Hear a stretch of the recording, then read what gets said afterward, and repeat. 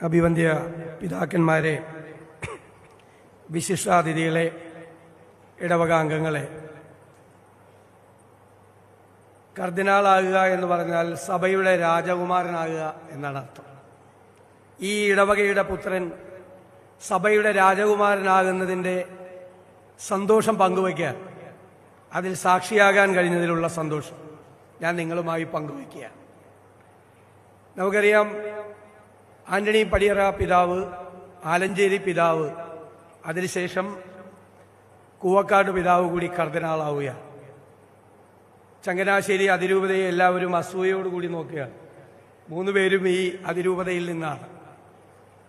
കർദിനാളാവുമ്പോൾ കുരിശിന്റെ വഴിയെ ക്രിസ്തുവിന്റെ മാർഗത്തിലൂടെ സഞ്ചരിക്കാൻ വേണ്ടിയിട്ടുള്ള ദൈവത്തിന്റെ നിയോഗമാണ്. സ്നേഹത്തിന്റെ വഴികളിലൂടെ, ആ ക്രിസ്തുമാർഗത്തിലൂടെ സഞ്ചരിക്കാൻ ഒരുപാട് ആളുകളെ പ്രേരിപ്പിക്കാൻ വേണ്ടിയിട്ടുള്ള നിയോഗമാണ്. ആ ക്രിസ്തുവിന്റെ ദർശനത്തെ, അതിന്റെ സന്ദേശത്തെ ജനഹൃദയങ്ങളിൽ എത്തിക്കാൻ വേണ്ടിയിട്ടുള്ള ദൗത്യമാണ്. ക്രിസ്തുവിന് ശേഷം ശിഷ്യന്മാർ ലോകത്തെമ്പാടും പോയി ആ ദർശനത്തെ മുഴുവൻ ലോക മനസ്സുകളിലേക്ക് എത്തിക്കാൻ വേണ്ടി അവർ നടത്തിയ പ്രയത്നം, അത് ചരിത്രത്തിന്റെ ഭാഗമാണ്.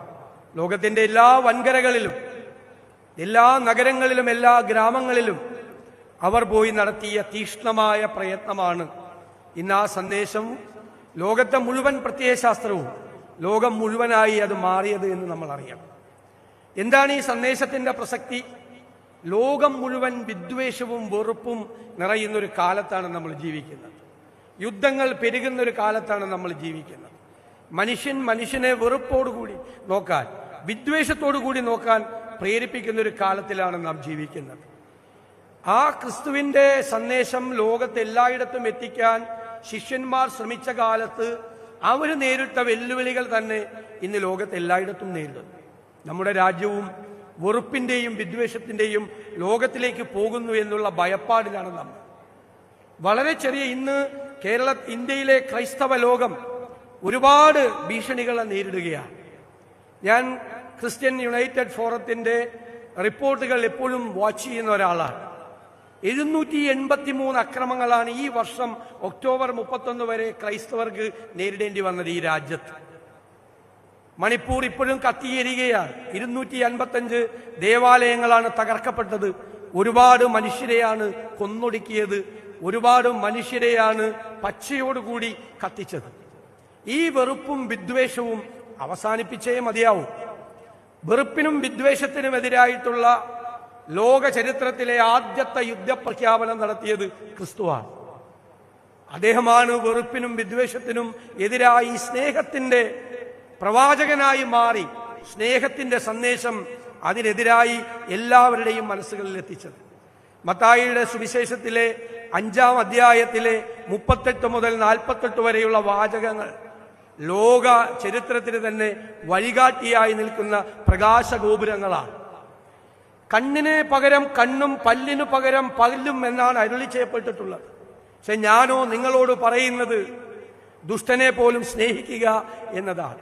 നിന്റെ വലത് കരടത്തടിക്കുന്നവന് മറ്റതുകൂടി കാട്ടിക്കൊടുക്കുക എന്നതാണ്.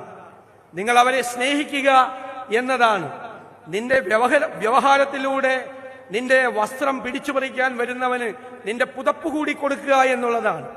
യാചകനെ ധർമ്മം കൊടുക്കുക എന്നുള്ളതാണ്. നിങ്ങൾ കൂട്ടുകാരനെ സ്നേഹിക്കുകയും ശത്രുക്കളോടൊപ്പം അരുള ചെയ്യപ്പെട്ടിട്ടുള്ളത്. പക്ഷെ ഞാനോ നിങ്ങളോട് പറയുന്നത് ശത്രുക്കളെ സ്നേഹിക്കുക, നിന്നെ ഉപദ്രവിക്കുന്നവനെ നീ സ്നേഹിക്കുക എന്നതാണ്. ഏറ്റവും വലിയ ഒരു തത്വമാണ് അതിലൂടെ പ്രകാശിതമായത്. ഞാൻ ആ വാക്യങ്ങൾ സമയക്കുറവ് മൂലം പൂർത്തിയാക്കുന്നില്ല. അദ്ദേഹം പറയുന്നുണ്ട്, നല്ലവനും നല്ലതല്ലാത്തവനും മീതെ സൂര്യൻ ഉദിപ്പിക്കുന്നവനാണ് സ്വർഗസ്ഥനായ നിങ്ങളുടെ പിതാവ്. നീതിമാന്റെയും നീതികെട്ടവന്റെയും മീതെ മഴ പെയ്യിപ്പിക്കുന്നവനാണ് സ്വർഗസ്ഥനായ നിങ്ങളുടെ പിതാവ്. അവന്റെ പുത്രന്മാരാകാൻ വേണ്ടിയിട്ടുള്ള ശ്രമമാണ് ഈ സ്നേഹത്തിന്റെ സന്ദേശം. ഇതിനേക്കാൾ വലിയ വിദ്വേഷത്തിനും വെറുപ്പിനും എതിരായിട്ടുള്ള ഒരു സന്ദേശം നമുക്ക് ഒരിടത്തും കാണാൻ കഴിയില്ല. ആ സന്ദേശം ഉൾക്കൊണ്ടുകൊണ്ടാണ് 2 പേരുണ്ടായിരുന്നു പ്രവർത്തിച്ചവർ. മഹാത്മാഗാന്ധിയും റെവറൻഡ് മാർട്ടിൻ ലൂതർ കിങ്ങും പിന്നീട് ഈ കാലഘട്ടത്തിൽ അതിന്റെ പ്രവാചകനായി മാറിയത് സമാധാനം മുഴുവൻ ലോകത്തിൽ എത്തിക്കാൻ ശ്രമിക്കുന്നത് ഫ്രാൻസിസ് മാർപ്പാപ്പയുമാണ്. ലവിങ് എനിമീസ്, നിങ്ങളുടെ എതിരാളികളെ സ്നേഹിക്കുക എന്ന് പറയുന്ന മാർട്ടിൻ ലൂതർ കിങ്ങിന്റെ ഒരു സീരീസ് ഓഫ് പ്രസംഗമുണ്ട്. അതിൽ അദ്ദേഹം പറയുന്നുണ്ട്, വെറുപ്പിനെ വെറുപ്പ് കൊണ്ടല്ല നേരിടേണ്ടത്. വെറുപ്പിനെ വെറുപ്പ് കൊണ്ട് നേരിട്ടാൽ നക്ഷത്രങ്ങളില്ലാത്ത അന്ധകാരത്തിലേക്ക് നാം തള്ളപ്പെടും. അന്ധകാരത്തെ നേരിടേണ്ടത് വെളിച്ചം കൊണ്ടാണ്, സ്നേഹം കൊണ്ടാണ് വെറുപ്പിനെ നേരിടേണ്ടത് എന്ന് മാർട്ടിൻ ലൂതർ കിങ് ആണ് പറഞ്ഞത്. ഗാന്ധിയും അതേ സന്ദേശമാണ് വെച്ചത്. ഇന്ന് വെറുപ്പിന്റെയും വിദ്വേഷത്തിന്റെയും എല്ലാവരുടെ ഇടയിലും അത് കലർത്താൻ ശ്രമിക്കുന്നവരെ നമ്മൾ നന്നായി തിരിച്ചറിയുക. ഒരു ക്രൈസ്തവ വിശ്വാസിയും ക്രിസ്തുവിൽ വിശ്വസിക്കുന്ന ഒരാളും വിദ്വേഷത്തിന്റെ പ്രവാചകരാകാതിരിക്കുക എന്നാണ് എൻ്റെ വിനീതമായ അഭ്യർത്ഥന. അത് ക്രൈസ്തവ വചനങ്ങളോടുള്ള നിരാകരണമാവും, ക്രൈസ്തവ വിശ്വാസത്തോടുള്ള നിഷേധമായി അത് മാറും എന്ന് നമ്മൾ തിരിച്ചറിയണം. ഫ്രാൻസിസ് മാർപ്പാപ്പ ഒരു പുസ്തകം പ്രകാശനം ചെയ്യുന്ന വേളയിൽ ഈ അടുത്ത കാലത്ത് അദ്ദേഹം എഴുതിയ ഒരു ആമുഖമുണ്ട് ആ പുസ്തകത്തിന്. അതിൽ അദ്ദേഹം പറഞ്ഞു, സമാധാനത്തിന് വേണ്ടിയിട്ടുള്ള പോരാട്ടം എന്ന് പറയുന്നത് ധീരമായ സംഭാഷണമാണ്. വെറുപ്പിന്റെയും വിദ്വേഷത്തിനും പകരം സ്നേഹത്തിന്റെ കാന്തി പടർത്താൻ വേണ്ടി നമ്മൾ ശ്രമിക്കുക എന്നുള്ളതാണ്. നമ്മൾ സമാധാനത്തിന്റെ വീടുകൾ സൃഷ്ടിക്കുന്ന കൽപ്പണിക്കാരാണ് എന്ന വാചകമാണ് അദ്ദേഹം പറഞ്ഞത്. അതൊരു വലിയ സന്ദേശമാണ്.